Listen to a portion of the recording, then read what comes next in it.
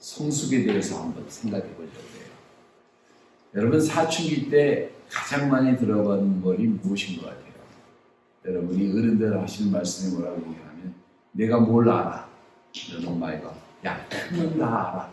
아마 이런 말 많이 들었을 거예요. 대학교 때도 이런 말 되게 많이 들은 것 같아요. 야, 엄마, 네가 뭘 알아? 근데 네가 뭘 알아? 이런 말은 자동적으로 우리가 성장하면서 사라져요. 근데 크면 알아. 이 말은 아직도 우리가 해결이 안 되는 말입니다. 자, 성장하는 길목에서 누구나 한 번씩은 모두 원치 않는 사고를 쳐요. 즉, 해서는 안 되는 일을 행하기도 합니다. 나이에 맞지 않는 행동을 하기도 해요. 어떨 때는 2살 배기 어린아이처럼 행동을 하기도 하고, 어떨 때는 다 오늘내를 하는 늙은이처럼 행동하기도 합니다. 하지만 저런 과정을 통해서 인간은 성장을 하는데 그것을 성장하는 과정이라고 우리는 생각할 수 있어요. 이 성장 과정은 굉장히 고통스럽습니다.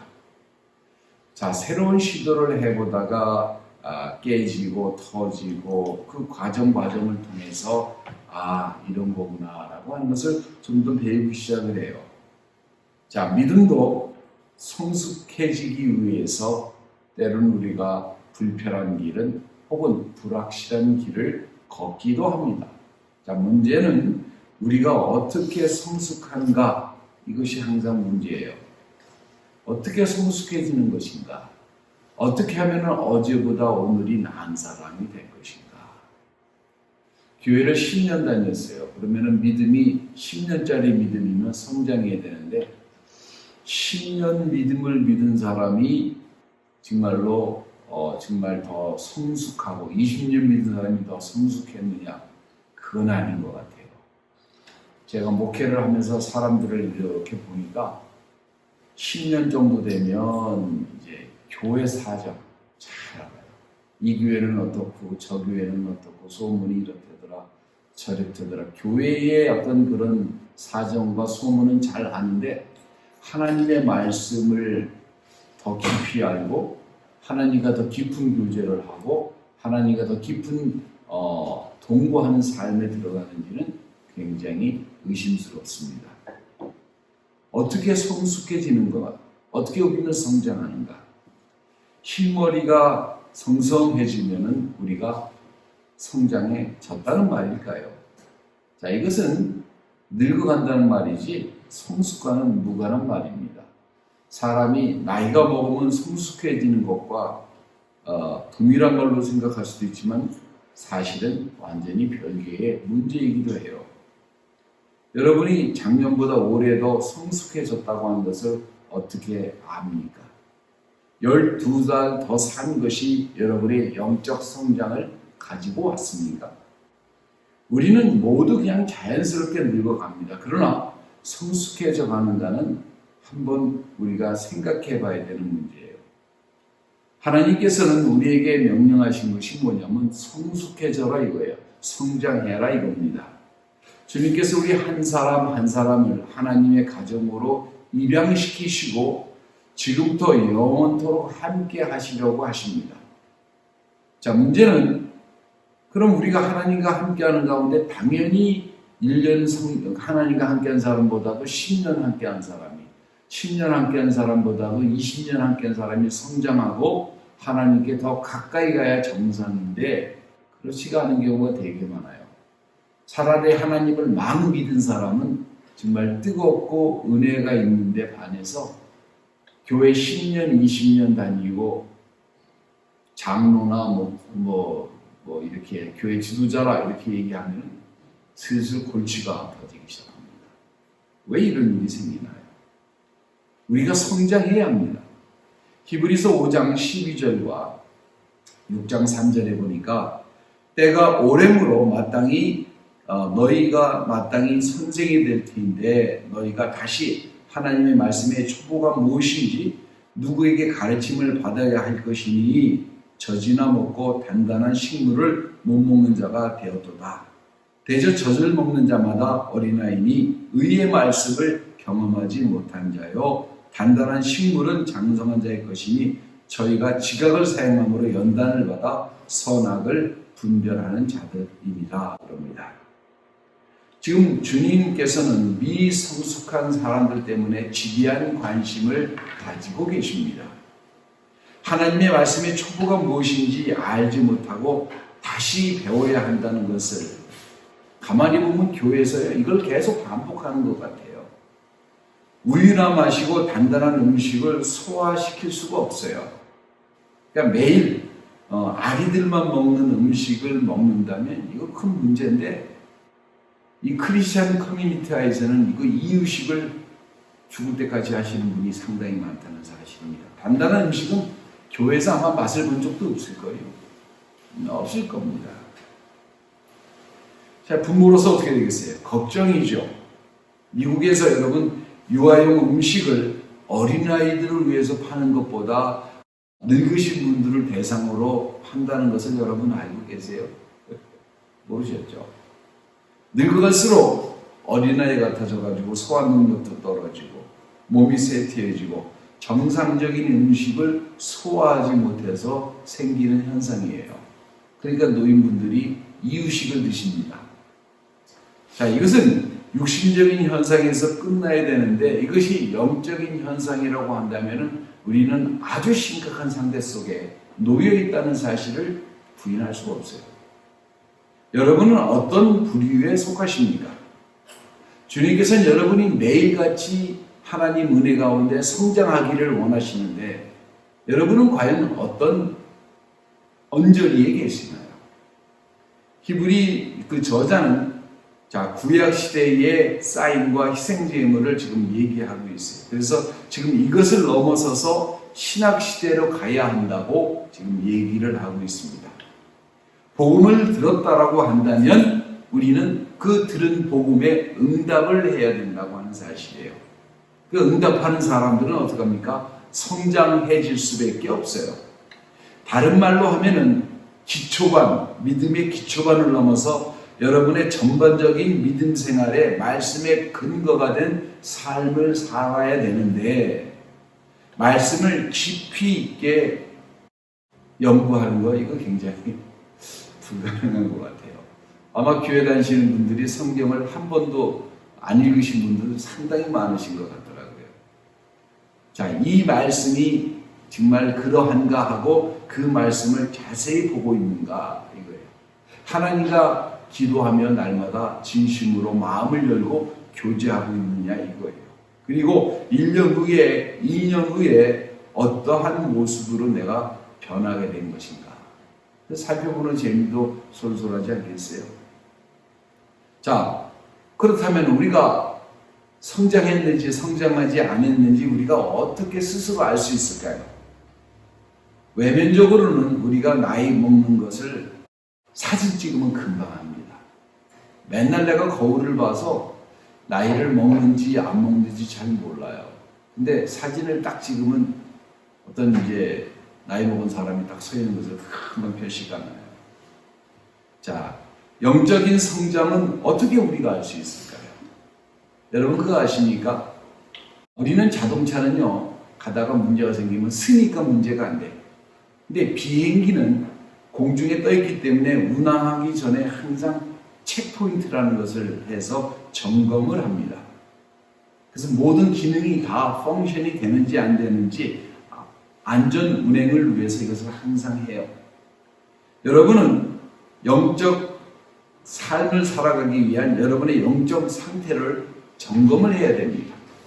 자, 베드로가 지금 여러분이 성장하고 있는지 멈추고 있는지 후퇴하고 있는지 우리에게 알려줘요. 이것이 영적인 체크포인트입니다.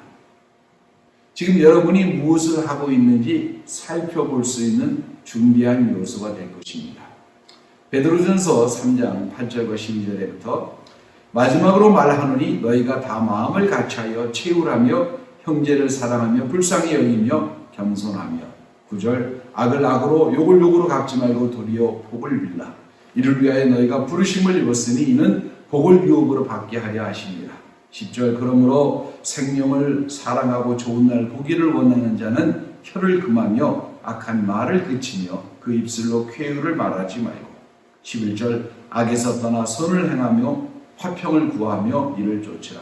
12절 주의 눈은 의를 향하시고 그의 귀는 저의 간구에 귀 기울이시되 주의 낮은 악행하는 자들을 준행하시니라 하셨느니라 했습니다. 자, 여기서 보니까 8가지의 체크포인트가 있어요. 성숙한 신앙으로 가는 8가지의 체크포인트를 오늘 여러분과 나누고자 합니다. 자, 첫 번째는 단합성이에요. 여기서 뭐라고 했습니까? 다 마음을 같이 하여라고 얘기를 합니다. 같은 마음을 품는 것, 우리가 한 가지의 목적을 갖는 것, 중요한 것에 동의하는 것, 이게 굉장히 중요한 거예요. 이것은 일치성과는 다른 것입니다. 우리가 어렸을 때 교복이라는 걸 입었어요. 모든 학생을 다 똑같은 옷을 입고 똑같은 모자와 똑같은 가방과 똑같은 운동화의 색깔을 신다고 얘기를 합니다. 그러니까 어떻게 하면 또 달라지려고 운동화에다 하얀 테 있는 운동화를 사서 신고 어떻게 하면 좀 다르게 보일까? 이제 그런 게 어렸을 때 그랬었는데 이 일치성이에요. 일치성은 사람을 질식시킵니다. 모양도 같고 외모가 같고 입맛도 같은 것을 이 단합성은 말하는 것이 아니에요. 이거 전부 안 됩니다. 우리는 만장일치로 뭐냐면은 예수 그리스도의 메시지, 사명, 그리고 그분의 삶이 우리의 모델입니다. 외면적으로 우리가 똑같은 옷을 입을 필요가 없어요. 꼭 양복을 입어야 될 필요도 없고 구두를 신어야 될 필요도 없고 뭐 그럴 필요 하나도 없어요. 그냥 자유롭게 복장을 갖고 주님을 찬양하되 그 마음 속에는 뭐냐면은 그분의 메시지, 그분의 그 그리스도로 우리가 영접하고 그분의 영광을 위해 드리는 그 단합성이 있는 거예요. 여기 모이신 분도 마찬가지입니다. 삶의 배경이 다 다르고 고향도 다를 수 있고 여러 가지 환경이 다를 수 있고 다 다를 수 있어요. 근데 우리가 이곳에 온 이유는 뭐냐면 예수 그리스도라고 하는 그분 때문에 마음을 같이 하여 이 자리에 모여 하나님을 찬양합니다. 예수 그리스도로 인해서 우리가 하나가 되는 거예요. 그분의 영광으로 해서 하나가 되는가. 단합성에 있어서 우리는 얼마나 성숙한가 이거예요. 그분의 영광을 나타내기 위해서 나를 숨기는 것, 나를 감추는 것, 심지어 나를 희생하는 것이 뭐예요? 즐거운 것인가. 하나님 가족 가운데 얼마나 단합성을 가지고 살고 있는가. 다른 사람도 얼마나 잘 좋아하면서 살고 있는가. 이것을 살펴보시기 바랍니다. 두 번째는 상호 관심이 있느냐 이거예요. 채울하며라고 이렇게 베드로는 얘기를 합니다. 채울이라고 하는 얘기는 그린말로 함께 느낀다고 하는 말입니다. 다른 사람이 눈물을 흘리면은 교인이 눈물을 흘리는데 여러분이 그걸 듣고서 눈물을 흘립니까? 다른 사람이 기뻐하시면 여러분도 기뻐하세요. 사돈이 땅을 샀는데 사돈하고 땅을 같이 샀는데 내 땅은 냉지가 돼서 떨어지고 사돈의 땅은 올라가기만 해. 나는 자꾸 가격이 떨어지는데 사돈의 가격은 더블이 되더니 트리플이 돼. 그래도 기뻐할 수 있습니까? 기뻐할 수 있어요. 이것은 뭐냐면은 다른 성도에 대한 경쟁 의식을 갖고 있지 않다는 얘기예요. 저 사람의 슬픔을 나의 슬픔으로 생각하고 왜? 그리스도 안에서 형제 자매니까. 저는 교회 와서 처음에 제일 싫었던 게 형제님 자매님 그러는데 속으로 저 사람을 어떻게 하면 해먹을까.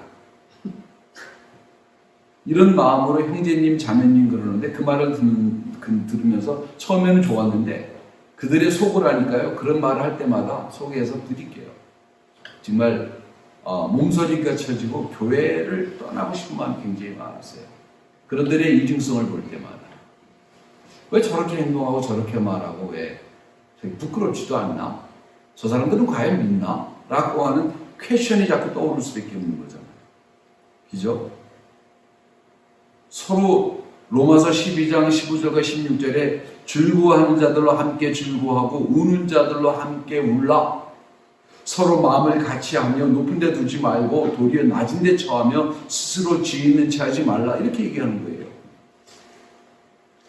상대가 안 됐으면 아이 쟤는 그럴 수밖에 없어. 교육이 짧잖아. 집안이 그렇잖아. 이런 식으로 매도하는 것이 아니라 그 사람을 정말로 위로해주고 어떻게 하면 그 사람이 기쁨을 회복시킬 수 있을까?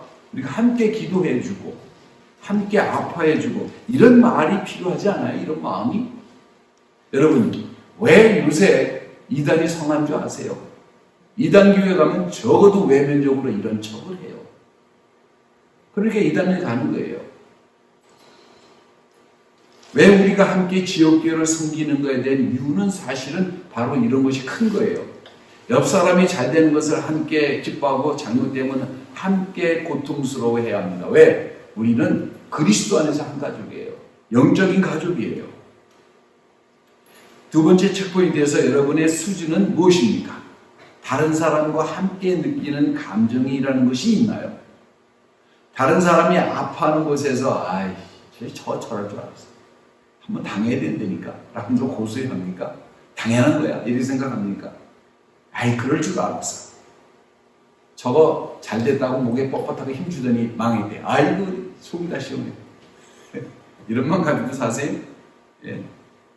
여러분 함께 동참해 줄 수 있는 것, 옆에 사람이 실패했을 때는 함께 실패하는 마음을 느끼고 함께 그 사람이 기뻐할 때는 내일처럼 함께 기뻐할 수 있는 것, 이것이 뭐냐면은 성숙한 사람들이 느끼는 심정입니다. 자, 세 번째, 형제를 사랑하며 그럽니다. 여기서 형제로 번역이 되어 있는데 사실은 친구라는 뜻의 말 필레오가 쓰여져 있습니다. 시인 사무엘 콜레지는 우정은 피할 수 있는 나무라 이렇게 표현을 했습니다. 여러분은 다른 사람에게 그늘을 제공해 주고 있습니까? 아니면 구루터기가 돼서 힘들 때 앉을 수 있는 자리를 제공해 줄 수 있습니까? 피난처가, 의지처가 되어줄 수 있습니까? 우정에 대한 것이 성경에 강조되어 있습니다. 다윗이라고 하는 사람에게는 요나단이라고 하는 엄청난 친구가 있습니다. 그 친구가 다윗에게 엄청난 안식을 심어줍니다. 그 힘을 심어줍니다. 격려와 위로를 해줘요. 사람에게 예기치 못한 일이 생기면 우리는 가장 먼저 생각나는 친구에게 전화를 하지 않나요?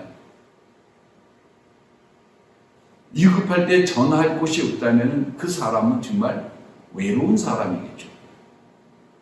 서로에 대한 존중과 위로가 있는 곳에 영혼의 안식도 있습니다. 여러분, 이런 우정을 사모합니까? 이런 우정을 만들어가고 있습니까?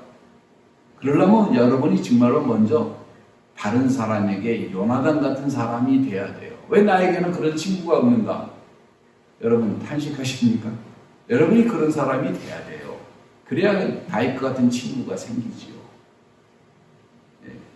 오직 우리 보면요, 친구가 많은 것 같아도 나중에 보면 적은 수만이 여러분의 곁에 남게 됩니다. 여러분의 장례식에 시간을 구애받지 않고 참석할 친구가 8명이 있다면 여러분은 성공한 사람이라고 테일러 대 총장인 제이 캐플러가 이렇게 얘기를 했어요. 여러분은 8명이 있습니까? 여러분이 죽으면 정말로 아파하면서 눈물을 흘리는 친구가 있습니까? 성숙할수록 여러분 주변에 여러분의 고통을 함께 위로할 사람이 있다면은, 그리고 다른 사람의 친구가 될 수 있다면은 여러분의 우정은 더 깊어갈 것입니다. 이것이 영적 상태를 대변하는 것이에요. 자, 네 번째는 불쌍히 여기며 그럽니다. 자, 주님께서 사용하신 말입니다. 마가복음 9장 36절에 어린아이 하나를 데려다가 그들 가운데 세우시고 안으시며 제자들에게 이르시되, 선한 목자는 주님은 흩어지고 굶주리고 피곤한 영혼을 잃어버린 양처럼 생각하셨습니다. 이들을 볼 때마다 불쌍히 여기시는 마음이 그분 마음속에 계셨어요. 오늘 마음이 상한 심령들이 주님을 만질 때마다 느끼는 그런 심정이 있다면 그것은 바로 영적으로 성숙한 한 단면일 것입니다. 다른 사람의 필요를 보고 더 이상 아무것도 느끼지 못한다면 그것은 성숙한 것과는 무관한 거예요. Character Above All이라고 하는 책이 있는데 그 책에서 프랭클린 루즈벨트부터 조지 부시 대통령까지 대통령에 대한 이야기를 기록한 책입니다. 이 대통령들은 평소에 잘 알고 있는 친한 정치인에게든지 함께 일하는 사람이든지 이런 사람들에 대해서 이제 그 기록을 했는데 제가 이제 레이건 대통령에 대해서 책을 읽어서 되게 감동을 받았습니다. 1981년부터 1989년까지 그 연설을 대필해 주었던 사람이 쓴 글인데 한 20페이지가량 이렇게 쓴 글이에요. 거의 링컨 대통령이 자신에게 친절을 사람들에게 베풀어 주었던 것처럼 레이건 대통령도 자신의 친절함을 주변 사람에게 항상 베풀어 준 사람이에요. 누구든지 레이건과 함께 일한 사람들은 그가 아주 친절했던 사람이라고 기억을 한다는 사실입니다. 그러면서 그 예로 프랜시스 그린이라고 하는 사람을 소개합니다. 83세 먹은 할머니인데 샌프란시스코 근처에서 정부의 보조금으로 근근히 살아가시는 분이에요. 그분이 일합니다. 그분은 돈이 거의 없어요. 그런데도 1년에 8불씩 매일같이 공화당에 정치 보조금을 보냈어요. 레이건 대통령이 보냈어요.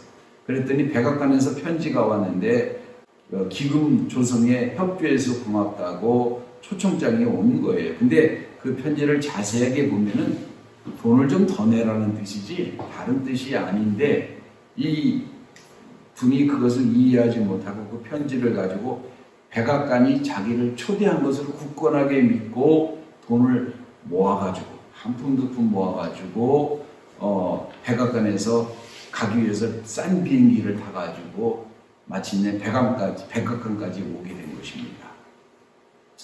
흰 스타킹을 신고 흰 분을 바르고 멋을 딱 내가지고 이제 멋있게 백악관 입구에 딱 도착을 하니까 아무리 보초가 봐도 이런 분을 초청한 적이 명단에 없어요.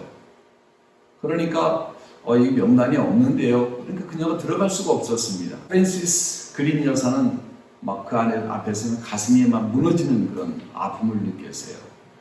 그때 그녀 뒤에서 백악관에 일을 하고 있었던 그 포드를 운영하는 그 회사 회장이 그 뒤에서 순서를 기다리고 있다가 그녀의 말을 자세하게 듣고 그녀에게 그렇게 얘기를 해요. 다음날 뭐가 착오가 있는 것 같은데 다음날 5시에 다시 한번 나와보세요. 그리고서는 어떻게 했냐면은 대통령 보좌관인 안나 히긴스를 만납니다. 그리고 그녀의 이야기를 레이건에게 해주기를 부탁을 하고 자기를 보고 떠납니다. 대통령은 뒤에서 얘기 듣고 당연히 만나야죠 하면서 만납니다. 다음날 에드 리즈는 사임을 하고 해외에서 군사적인 대결로 치닫는 비상사태가 벌어졌음에도 불구하고 그린 여사는 백악관에 9시 정확하게 도착을 했대요. 자, 그 회장은 그녀를 이끌고 백악관을 구경시켜주는 대사관 집무실까지 그녀를 또 인도해주고 떠납니다. 자, 그녀는 생각하기를 잠깐만 대통령을 만나본다고 해도 평생 후회는 없을 것이라고 생각을 했어요. 자, 비상회의가 막 쏟아지고 고위급 군인들이 들락날락하고 그 중에서도 레이건은 그린 여사를 보게 됩니다. 그녀를 보자마자 그녀를 자기 신의 집무실로 인도를 웃으면서 합니다. 프랜시스 여사, 우리가 어제 컴퓨터가 고장이 나서 큰 실수를 했습니다. 당신이 오시는 것을 알았다면 정문 앞에 제가 나가서 기다렸을 텐데 오늘도 너무 바빠서 그렇게 하지 못했습니다. 그러면서 자리에 앉으라고 이렇게 권유를 하고 하여간 그 와운데서 막 저기를 하는 거예요. 그러니까 어떤 사람들은 불평을 해요. 지금 시국이 어느 시국인데 레이건이 한가하게 저러고 있는가. 근데 그 사람들은 레이건을 모르고 하는 소리랍니다. 레이건은 아무것도 그린 여사가 레이건에게 줄 수 있는 것이 아무것도 없다는 것을 너무나 잘 알고 있습니다. 그러나 그가 줄 수 있는 것이 있다고 하는 것을 레이건 대통령은 너무나 잘 알고 있었던 그래서 시간을 내서 레이건이 자기가 줄 수 있는 최대한의 것을 지금 그린 여자에게 베풀고 있는 거예요. 이것이 바로 불쌍히 여기는 그런 마음이 있는 거예요.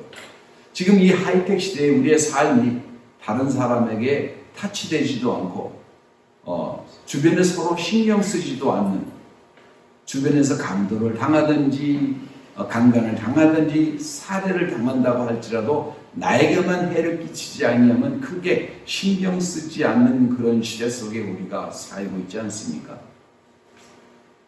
이상한 사람이 주변에서 서성거리면 우리가 그냥 피해서 가면 된다고 생각하는 그런 시대에 살고 있습니다. 물론 지혜가 필요합니다. 그러나 이 세상에 과연 레이거 같은 그런 삶이 남아 있는지 우리 스스로 돌아봐야 되지 않습니까? 예배소서 4장 32절에 너희는 모든 악독과 노함과 분냄과 떠드는 것과 회방하는 것을 모든 악의와 함께 버리고 성숙한 사람은 다른 사람을 불쌍히 여기면서 도울 수 있는 사람이에요. 다섯 번째, 겸손이라는 마음이 있어야 돼요. 겸손하며 했는데 이것은 정신적인 겸손이 아닙니다. 영적인 겸손함이 필요합니다. 겸손이라고 하는 말은 원래 그릭 말로 생각을 숙인다, 낮춘다라고 하는 말입니다. 외적인 태도가 아니라 내적인 태도를 말합니다. 겸손이라는 것은 옷을 입는 것처럼 외적으로 뭐를 나타내기 위해서 막 그러는 것이 절대로 아니에요. 제가 밖에서 막 지나치게 겸손하신 분들을 많이 봤는데 그 사람들이 겸손을 하지 않는 것을 너무나 많이 봤어요. 안에서는 교만이 가득합니다. 척을 하는 거죠. 그걸 위선이라고 하는데 그런 것은 소용이 없어요. 자, 우리가 지금 자기 피할 시대를 넘어선 시대예요. 자기 믿음을 과신하고 육신을 자랑하는 시대인데 겸손이라는 것은 오늘날 찾아보기 힘든 덕목이에요. 오스월드는 통찰력을 우리에게 보여줍니다. 우리는 자신의 경험을 과대하게 보는 경향이 있어요. 자신을 대해서 과대하게 평가하는 경향이 얼마나 많은지는 모릅니다. 진정한 영웅들에게 진정한 행동을 오해하는 것도 많이 봐요. 아무도 보는 사람이 없는 데서 하나님을 영광스럽게 하는 것과 많은 사람들이 보는 가운데에서 믿음이 있는 척하는 것과는 엄청나게 다른 것입니다. 사람들의 영광을 찾다가 안 되면 적어도 다른 사람들이 이렇게 말해주기를 바랍니다. 얼마나 저 사람은 기도하는 사람인가? 얼마나 헌신적인 사람인가? 얼마나 영적인 사람인가? 만약에 진정으로 여러분이 하나님께 헌신되어 있다면은 하나님의 능력이 여러분에게 흐르는 것을 알고 있을 것입니다. 그럼 나는 하나님의 위대한 부르심을 받았다라고 말하기보다는 하나님의 일을 하기 위해서 아주 작은 일이지만은 하나님의 도우심이 필요한 것을 알면서 하나님과 함께함이 가능하다는 것을 깨닫고 조용하게 하나님이 기뻐하시는 그 일을 누가 보든 안 보든 하는 것입니다. 만약에 여러분에게 어떤 일을 할 수 있는 능력이 있고 재능이 있다고 한다면 하나님의 영광을 위해서 쓰임받는 사람이라고 한다면 내가 그래도 뭐 때문에 쓰임받지라고 생각하기가 쉬운데 성숙한 표식 중에 하나는 자기가 자격이 없는 것을 뼛속 깊은 곳까지 영적으로 알고 느끼는 거예요. 그런데도 하나님이 나를 쓰시니까 내가 하는 것이 감사해야 해서 합니다. 이거는요, 겸손이기도 하지만 사실이기도 해요. 이걸 모르는 사람들은요, 초작게나도 몰라요. 할 수가 없어요, 이거는. 예.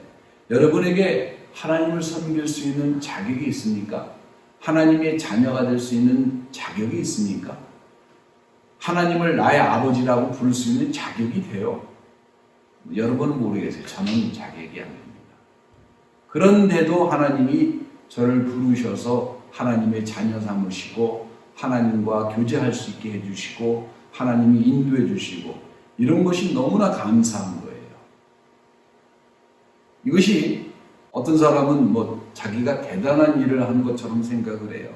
여러분, 엘리야를 여러분 기억하셔야 됩니다. 엘리야의 신드롬을 안고 있는 분들이 너무나 많아요. 하나님 뭐라고 하셨습니까? 네가 안 해도 여기 할 수 있는 사람 7,000명이 남아있어. 엘리야는 자기밖에 없는 줄 알아요. 근데 아니에요. 7,000명이나 남아있어요. 많이 있습니다. 내가 어떤 일을 할 때에 왜 나만 해야 되는가라고 생각하는 것이 아니라 내가 할 수 있는 것에 대해서 감사할 줄 알아야 합니다. 남북 전쟁 당시 남쪽 영웅이었던 텍사스의 영웅이었던 그 리 장군이 자신의 아들을 품에 안고서는 자신의 어머니에게 이렇게 말했다고 합니다. 어머니, 제게 자신을 부인하라고 가르치신 것처럼 이 아이에게도 자신을 부인하는 것을 가르쳐 주세요라고. 바로 이것이 성숙한 사람의 모습이에요. 자, 6번째는 용서할 줄 아느냐 이거예요. 악을 악으로 욕을 욕으로 갚지 말고 도리어 복을 빌라. 이를 위하여 너희가 부르심을 입었으니 이는 복을 유업으로 받게 하려 하심이라 그랬습니다. 얼마나 위대한 말입니까? 이 말은 용서에 대해서 거의 모든 것을 커버를 하고 있어요. 4가지의 과정과 함께 그 단계를 보겠습니다. 먼저 우리 마음속에 진정한 용서가 있으면 복수하려고 하는 마음이 사라집니다. 크리스천은요, 너무 재밌는 게 상대방이 잘못하면 어떻게 하면 먼저 용서를 할까를 생각을 해요. 어떻게 하면 세상 사람은 복수를 할까 생각하는데 크리스천은 생각 방향이 완전히 달라야 돼요. 어떻게 하면 용서를 할까. 둘째, 누가 말한 것을 가지고 그것으로 다시 되돌려주는 일은 없습니다. 네가 이렇게 말했기 때문에 내가 이렇게 말하는 것이 정당한 것이야 라고 생각하는 사람은 없어요. 셋째, 악을 선으로 갚습니다. 넷째, 이런 일을 감당하라고 하나님이 우리를 부르신 겁니다. 마지막에 이런 사람들이 무시하거나 모르기 쉽습니다. 그러나 하나님께서 여러분을 부르신 것은 바로 이런 일들을 감당하라고 부르셨습니다. 베드로전서 2장 20절과 22절에 죄가 있어 매를 맞고 참으면 무슨 칭찬이 있으리요 오직 선을 행함으로 고난을 받고 참으면 이는 하나님 앞에 아름다움입니다. 이를 위하여 너희가 부르심을 입었으니 그리스도도 너희를 위하여 고난을 받아서 너희에게 본을 끼쳐 그 자취를 따라오게 하셨느니라. 자, 성장하는 사인 중에 하나는 무엇이냐면 누가 싸움을 걸면 싸움을 거는 대로 싸우는 것이 아니라 성도는 싸움을 하는 그 싸움이 다르다고 하는 사실입니다.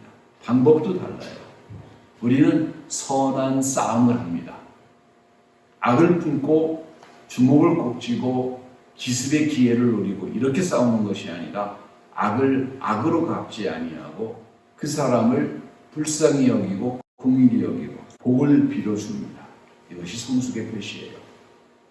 그 다음에 7번째, 혀를 절제하라고 얘기를 합니다. 베드로전서 3장 10절에 그러므로 생명을 사랑하고 좋은 날 보기를 원하는 자는 혀를 금하여 악한 말을 그치며 그 입술로 괴유를 말하지 말고 이렇게 얘기를 합니다. 혀를 절제하는 게 굉장히 힘든 일이에요. 혀에 대한 경고는 성경에 넘칩니다. 베드로는 여기 있는 말을 사실은 시편에 있는 글을 인용한 거예요. 시편 34편 12절에서 16절에 생명을 사모하고 장수하여 복받기를 원하는 사람이 누구뇨? 내 혀에서 악을 금하며 내 입술을 쾌사한 말에서 금할지니라. 악을 버리고 선을 행하며 화평을 찾아 따를지어다. 여호와의 눈은 악의를 행하시고 그 귀는 저희 부르짖음에 귀 기울이시는도다. 여호와의 얼굴은 행악한 자를 대하사 저희의 자취를 땅에서 끄리려 하시는도다. 악으로부터 우리의 혀를 금해야 됩니다. 야고보는 또 이렇게 야고보서 3장 1절에서 10절에 형제들아 너희 선생된 우리가 더 그 심판을 받을 줄 알고 많이 선생이 되지 말라. 그러면서 뭐라고 하냐면은 말을 순종하려고 하고 그 입에 자갈을 먹여 온 몸을 억어하며 또 배를 보라 어떻게 크고 광풍에 밀려가는 것들을 지극히 작은 키로 사공의 뜻대로 운전하나니 이와 같이 혀도 작은 지체로 돼 큰 것을 자랑하는도다. 보라 어떻게 작은 불이 어떻게 많은 나무를 태우는가. 혀는 곧 불이요 불의의 세계라. 우리 지체 중에 온몸을 더럽히고 생의 바퀴를 불사르나니 그 사는 것이 지옥불에서 나느니라. 무서운 말이지 않아요? 혀는 능히 길들일 사람이 없나니 쉬지 아니하는 악이요 죽이는 독이 가득한 것이라. 이것으로 우리가 주 아버지를 찬송하고 또 이것으로 하나님의 형상대로 지음받은 사람을 저주하나니 한 입으로 찬송과 저주가 나는도다. 형제들아 이것이 마땅치 않다 이렇게 얘기를 합니다. 여러분 혀를 절제하셔야 됩니다. 다른 사람들의 가십에 대해서 재미로 얘기하지 마세요. 어떤 말을 듣고 전하지 마세요. 그 말이 사실일 수도 있고 사실이 아닐 수도 더 많습니다. 그래서 성숙한 사람의 표식 중에 하나는 그 말에 있습니다. 그 말이 어떠한 말을 내는가? 여러분 좋은 날을 보기를 원하세요? 여러분의 혀를 절제할 줄 알아야 합니다.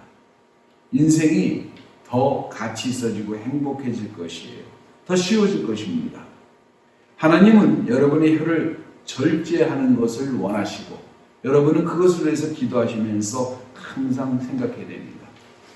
제가요 이건 비밀인데요 라고 들은 말을 엄청 많아요. 근데 솔직히 하나도 기억이 안 나요. 저 사람을 보면은 저 사람이 얘기해준 비밀이 기억나야 되는데 여러분 제가 보니까요 사람이 기도를 해주면서 제가 거의 40년을 기도를 해주는데 기도를 해주면서 느끼는 거는 뭐냐면은 사람 삶이 거의 다 똑같아요. 크게 다르지 않습니다. 그냥 힘들고 아프고 눈물 나고 어려운 거예요. 그러니까 특별히 뭐 다를 것도 없고 뭐 별다를 것도 없어요. 근데 그거를 이건 비밀인데요 라면서 말할 필요도 없고 말을 듣지도 말고 전하지도 마시기 바랍니다. 시편 141편 3절에 여호와여 내 입 앞에 파수꾼을 세우시고 내 입술에 문을 지키소서라고 얘기를 합니다. 여러분 그거 아세요? 여러분이 하는 말 한마디 무심코든지 그 말 한마디가 듣는 사람의 영혼을 파괴시킬 수도 있고 칼로 사람을 죽이는 사람은 많지 않지만 혀로 사람을 죽이는 사람은 너무나 많다는 사실을 알아야 합니다. 그래서 하나님이 이스라엘 백성들에게 뭐래요? 네가 네 입으로 하는 말이 내 귀에 들렸으므로 너희의 입의 그 말대로 내가 어떻게 하리라? 이루리라. 맨날 하나님 앞에서 믿음 없이 불평불만하고 누구 원망하고 비하고 그 말대로 하나님이 그렇게 여러분에게 행하신다면 여러분은 어떻게 하시려고 하세요? 혀를 절제해야 돼요. 악을 떠나고 순결하고 그리고 소망을 얘기해주고 격려해주고 위로해주고 화평을 찾고 주님께서 지금 우리가 하시는 모든 말씀을 다 말을 듣고 있습니다. 정확하게 판단하고 계십니다. 이것을 기억해야 돼요. 자, 성숙한 사람인가 아닌가를 이렇게 보기 위해서 봤습니다. 여러분 어떻게 평가하십니까? 주님은 성장하라고 우리에게 명하셨어요. 그러나 성장하는 것은 쉬운 일이 아닙니다. 밥 먹어서 해결되는 것이 아니고 나이 먹어서 해결되는 것도 아니고 어떻게 해야 되냐면 끊임없이 노력을 해야 되는 것입니다. 이것을 냉장고에다 이렇게 붙여놓고 무엇이 문제인지 한번 여러분 스스로 날마다 점검해 보시기 바랍니다. 하나님의 자녀들은 성장해야 합니다. 비행기가 비행기 운행 중에 체크포인트를 하듯이 오늘 우리의 문제가 무엇인지 우리의 영적 상태를 날마다 점검해 봐야 합니다.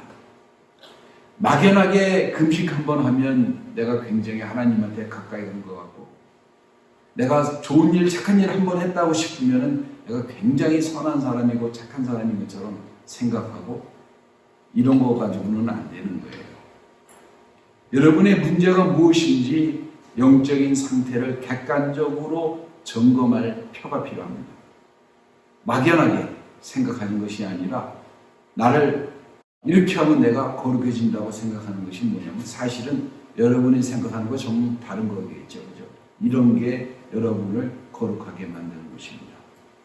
이것을 살펴보시기 바랍니다. 그리고 나는 왜 이런 문제에 대해서 걸려 넘어지는가? 왜 문제점이 무엇인가? 자신의 성향에 대해서 한번 알아야 합니다. 내가 어떤 성향을 갖고 있는지 알아야 돼요. 자기가 어떤 사람인지 모르고 사람들이 대부분 어떻게 생각하냐면 자기가 굉장히 선한 사람으로 생각을 해요. 자기는 굉장히 의로운 사람이고 좋은 건 다 하려고 해요. 근데 보면은 옆에서 여러분을 어떻게 보고 있을까요? 여러분, 영적 안전을 위해서 무엇이 문제인지 살펴보시고 무엇을 어떻게 보완할 것인지도 생각해 보시고 그리고 그것을 위해 기도하시고 그리고 그렇게 그리스도 안에서 은혜롭게 성장하시는 여러분 되시기를 이 아침에 예수님의 이름으로 권고드립니다. 기도하겠습니다. 주님, 감사와 찬송과 영광과 존귀를 아버지 앞에 드립니다. 그리스도 안에 성장하는 사람으로 우리를 바꾸어 주시고 날마다 이 체크포인트를 아버지 살펴보며 그리스도 안에서 우리가 좀 더 성장할 수 있도록 이끄시고 인도하여 주시는 은혜가 나타나게 하옵소서. 이 시간을 감사드리고 예수 그리스도의 이름으로 기도합니다.